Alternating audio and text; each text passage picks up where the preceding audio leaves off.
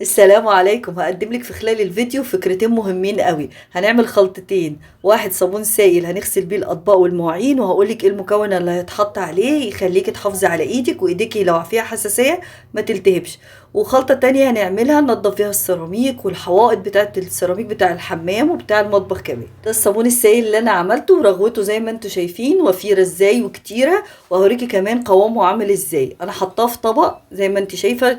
قبل ما نبتدي الفيديو، قبل ما نكمل الفيديو، شكرا لكل التعليقات اللي جات لي ومن رأيهم في الفيديو والفيديو اللي فات ان انا كنت عيانة، وشكرا لدعواتكم كلكم. بحب قوي اقرا تعليقاتكم، بتشجعني وبتحفزني. ولو اول مرة تشوفي الفيديو بتاعي اعملي اشتراك في القناة ولايك للفيديو. انا حطيت من الخلطة اللي انا عملتها وحطيت عليها شوية مية عاديين، ولا سخنة ولا دافية، مية عادية من الحنفية. وبالمقشة اللي انتوا شايفينها عزكم الله هنضف الحمام كامل.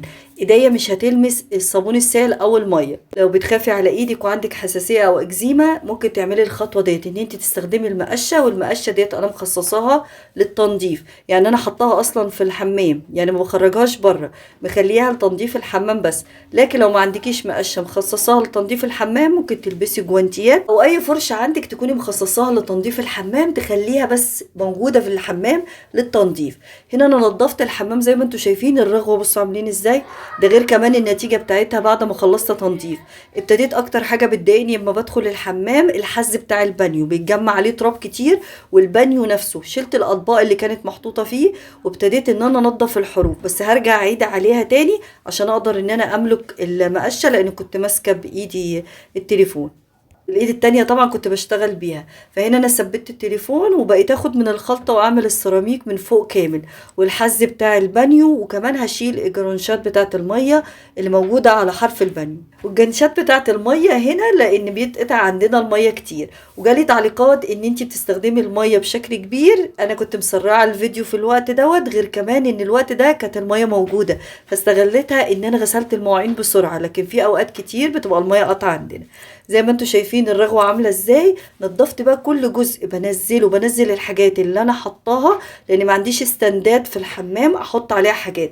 الجزء ده بس جنب البانيو ده معمول زي كأنه ستاند كده بالسيراميك، وبحط عليه، كنت الاول بحط عليه حاجات الشامبو بس. بعد كده ابتديت اجيب جنشات مية واملاها واحطها في المكان دوت، عشان اما المية تقطع تبقى موجودة. بالذات ان لو عندك اطفال هتبقي محتاجه الميه على طول.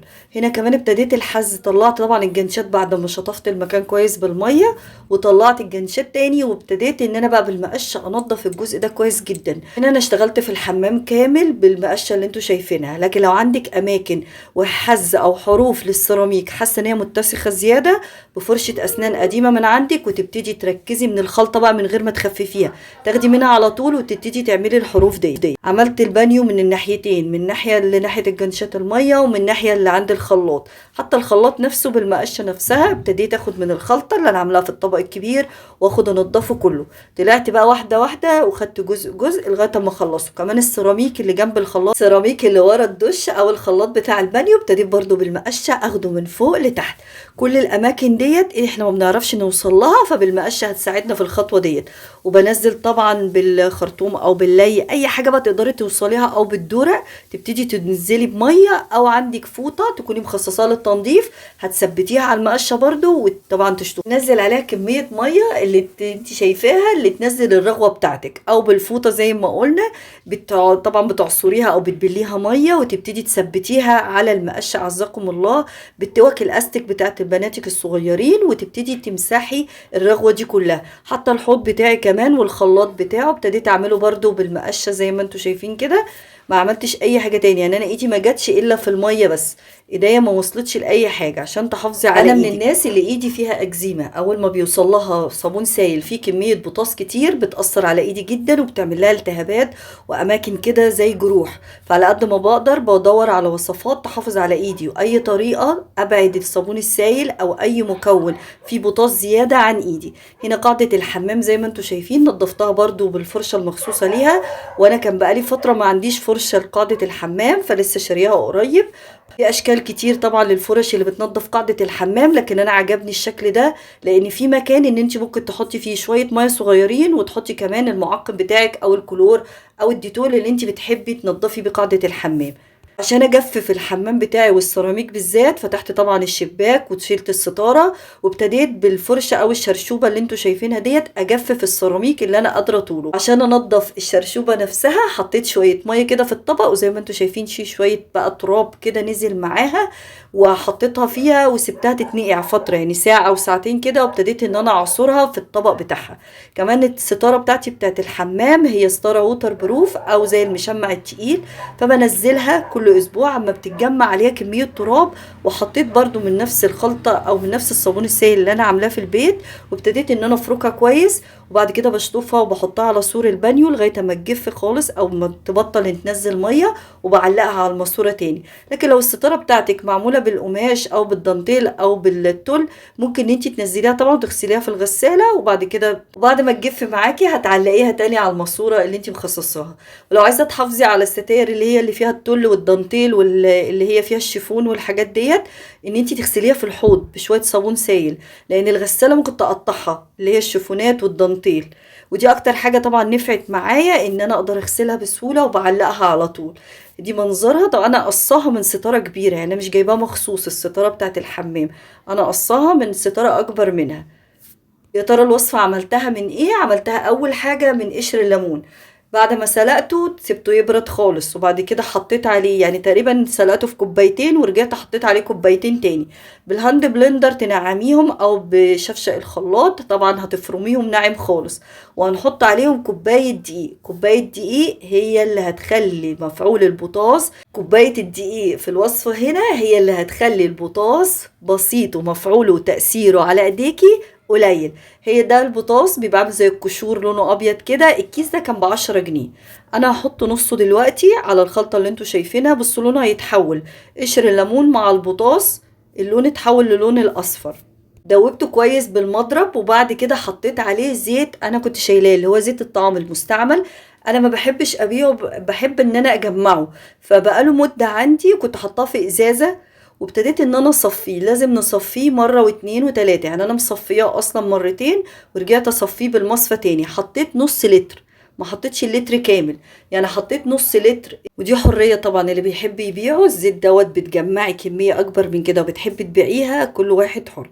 هنا انا دوبته كويس وقعدت اقلبه بقى واخلطه ببعض كويس. هياخد منك وقت شوية لكن هيتحول للون اللي انت شايفاه ده.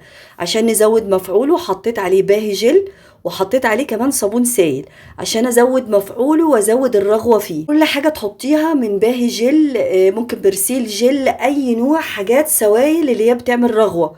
هنا بعد ما حطيت الصابون السائل تقريبا كان كوبايه ونص، حطيت كوبايه ونص عليه، ابتديت ان انا اقلبه بقى كويس. بص لونه هيتغير، معلقه ملح ومعلقه سكر ومعلقه خل. ده اللي انا حطيته على الخلطة الاولانية، ودي الخلطة اللي انا هستخدمها في تنظيف. وده الخلطة او الاول صابون سائل او مكونات جمعتها مع بعض هستخدمها لتنظيف السيراميك والارضيات. تاني حاجة او تاني وصفة، حطيت مية تقريبا لتر مية. حطيت اللتر المية، ودي مية من الحنفية ساقعة، يعني ولا مية سخنة ولا دفتها ولا اي حاجة. وهحط هنا كوبايتين دقيق. كوبايتين الدقيق هيحموا ايدك وهيخلي مفعول البوتاص قليل على الايد، لان ده اللي هعمله صابون السائل لغسيل الاطباق. بعد كده هحط بقية الكيس بتاع القشور بتاعة البوتاص. والبوتاص بيتباع عند اي محلات بتاعت منظفات اللي هي بتبيع الاريال والصابون السائل والحاجات، المحلات اللي بتبيع المنظفات، والمحلات كمان الكبيرة اكتر هتلاقيها اكتر. بدوب طبعا الدقيق كويس، وبعد ما نزلت كمان القشور، ايه اللي هيحصل دلوقتي؟ ان هيبقى طول ما انت بتقلبي هيبتدي يتقل معاكي، وهنا هيبقى عامل زي المسخن اللي بيستخدموه في صناعة الصابون السائل. وطبعا بديل ليه ممكن تحطي نشا او دقيق. هنا انا حطيت دقيق اللي كان متوفر عندي، دوبته كويس. وبعد كده هنزل بالصابون السائل، وقبل الصابون السائل والصابون السائل اللي نحطه الكوبايه اللي ضفتها كان نوعها هيكون كويس. حطيت كمان مسحوق باودر كان باهي برضو، وابتديت ان انا ادوبه كويس. بعد ما دوبته هنزل عليه بعد كده بالصابون السائل ومعلقه خل ومعلقه ملح ومعلقه سكر. مش هيخف معاكي، يعني طول ما انت هتزودي عليه شوية مية مش هيبقى خفيف معاكي قوي. هنا زودت الصابون السائل، والصابون السائل اللي بتضيفه صابون الشركات، مش الصابون السائل اللي بيتباع مع بتوع البياعين. الصابون السائل اللي هو العادي، لا ده صابون الشركات. تقريبا كوباية ونص عشان لو عايزاه برغوة اكتر. طبعا مسحوق البودر هيزود مفعوله وينظف معاكي الحلل ويلمع. دوبتهم مع بعض كويس، حسيت ان الدقيق لسه عامل شويه خرز كده او حبيبات، جبت الهاند بلندر وابتديت ان انا هنا هو اتحول للون الاخضر الفاتح، لان الصابون السائل اللي انا ضايفاه لونه اخضر غامق. بيتباع عند بتوع المنظفات برضو روايح اللي هو بزيت الليمون. كمان في الوان بتتحط ممكن ان انتي تشتريها. حطيت معلقه الملح ومعلقه السكر ومعلقه الخل، وابتديت اضربه بالهاند بلندر. انا عايزاه شكله يكون ناعم اكتر. وده هستخدمه، هعبيه في جيركن واستخدمه من غير زيت. هنا الخلطة ديت من غير زيت، هستخدمه لغسيل الاطباق والحلل والكوبايات. واشوفكم في فيديو جديد ان شاء الله.